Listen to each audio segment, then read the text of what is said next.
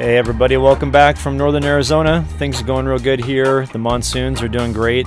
Temperatures yesterday topped out at about 72 degrees, and it was light rain throughout the day with a couple big downpours coming through. But we did have a little bit of break in the morning, so I drove to Flagstaff with Sierra.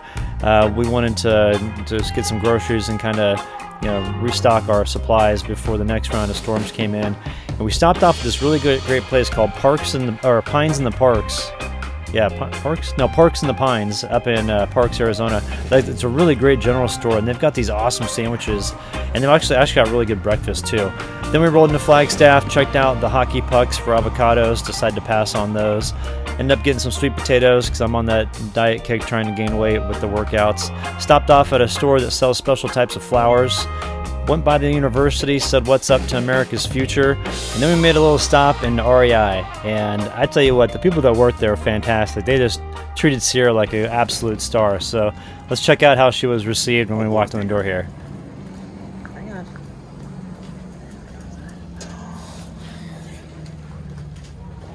What are you doing, sweetie? How's it going? She's back. You gotta say hello. Come here, sweetie.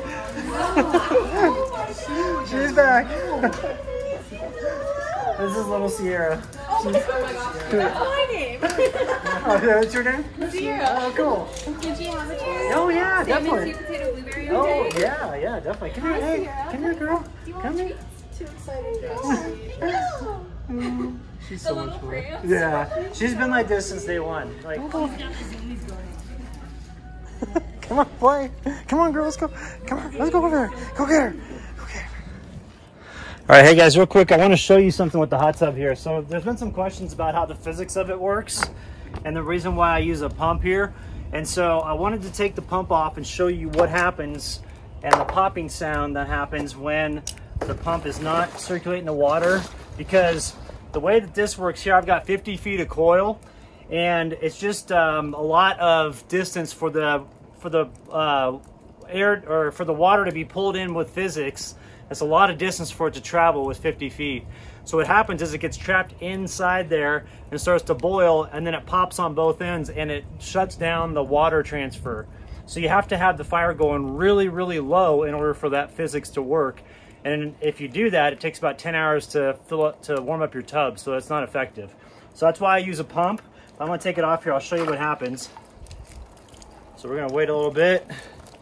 We'll start popping in a few minutes. I'll speed this up. All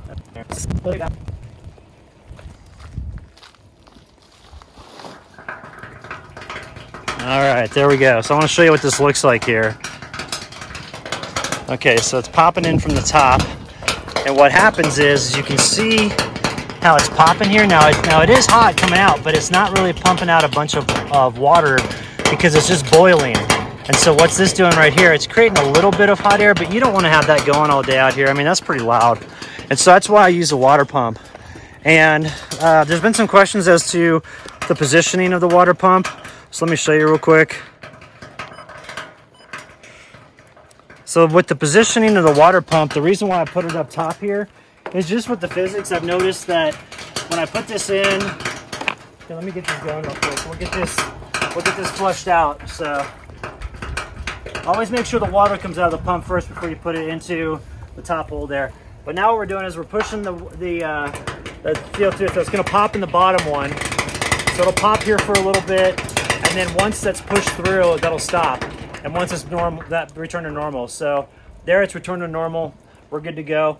And the reason why I put it in the top up here and not the bottom down there, I used to have it in the bottom down there, the water pump, but it doesn't matter with the physics either way, because it's going 550 gallons a minute. So it's doing 3 times of these, not a minute, I'm sorry, an hour. So it's doing 3 times of this tub in an hour, cycling it all the way through here.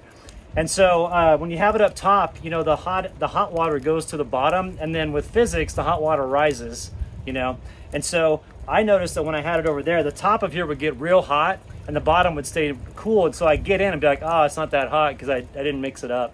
So if you have it in the bottom there, it ends up being hot all the way down to the bottom of that, the lower tube there, or pipe, whatever you want to call it. I can't talk today. So, and then underneath there, actually, it does stay cool. So you still have to come in and, like, you know, do one of these about every 30 minutes or something to mix up the water. But that's why I put it up top. It's just, it makes it heat faster. It just heats it up faster. It's more efficient.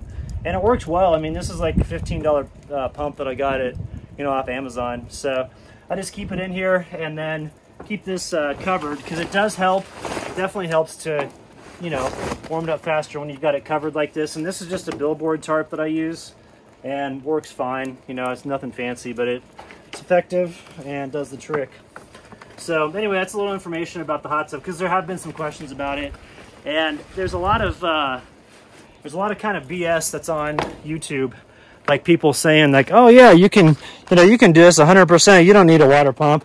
And that's not true. You definitely need a water pump. I've found it makes it so much more effective. I can take like a cold tub here, about 150 gallons, I guess. And if I'm using the water pump and I've got the fire running efficiently, then I can have it up to like 104 within about an hour and a half, which is great. And so in the wintertime, you know, it never really freezes fully. If you run this about every 2 or 3 days, just the volume of water in there stays warm enough to where it doesn't freeze, but it will freeze in your pipes. And so you have to be mindful of that in the morning when you start your fire in the wintertime. You want to start it real low, and don't get a rager going right out of the gate, because you could potentially bust your copper pipes. Now, another thing too with the copper coil, you can get different kinds. You can get like normal coil that's pretty soft. You can get, I think, refrigeration coil, and then you can get a coil like mine, which has a 700 PSI rating, which is good for the pressure and stuff like that. Because when you're dealing with the hot water in there and with it expanding, you know, when it goes through, and if you've got your flame really going, there is pressure that gets built up. And so it's a good idea to have the higher pressure rated coil, and that way you don't have to replace it all the time. Because when I had just the normal coil, I replaced it 3 times in a year, and now that I've got the 700 PSI rated coil, I haven't replaced it. So there's been no issues with it. So anyway, a little information about the tub. All right, I can't seem to decide if it wants to rain or not. It's kind of just been spitting a little bit, so we're going to go ahead and get these sweet potato slips put in here real quick before the rain really settles in, because it is coming, but it's just kind of just been spitting like this for a long time. So I want to come out here, go ahead and grab this real big one here. Just going to break this off just like that, and boom. Look at all of these roots coming out of here. Look at that. Look at that great slip that we got. It's a good looking one there. All right, now we got all these back in here. It looks like we got one here. Probably leave that one growing. This one here. Look at how huge this one is. Watch this. Boom. Look at that. Looks like a couple, really. All right, we're going to go ahead. We're going to put this back in there. See if we can grow some more.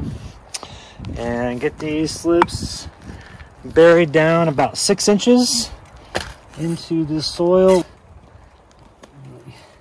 See if we can dig this up a ways. There we go.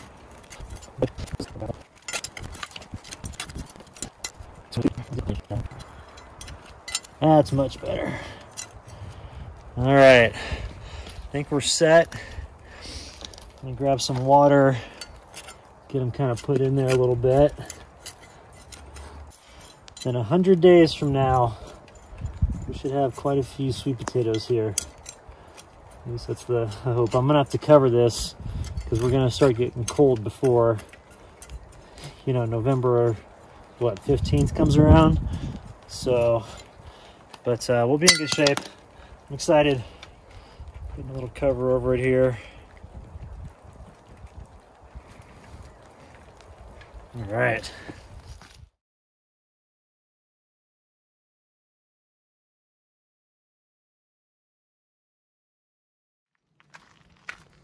What are you doing over here, you little stinker? Guess what I found for you? Where's your bone at? It's yours.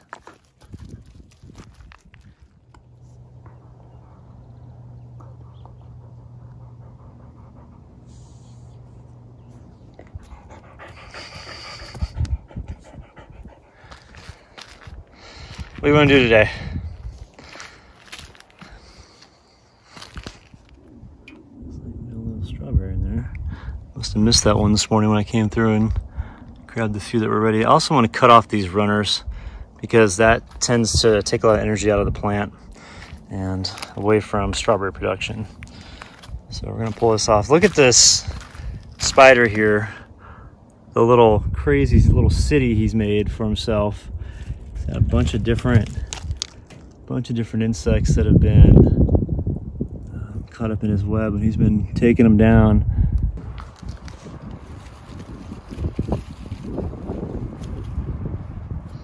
I'll let that stay on there for just a little bit longer today. Come and grab it this afternoon.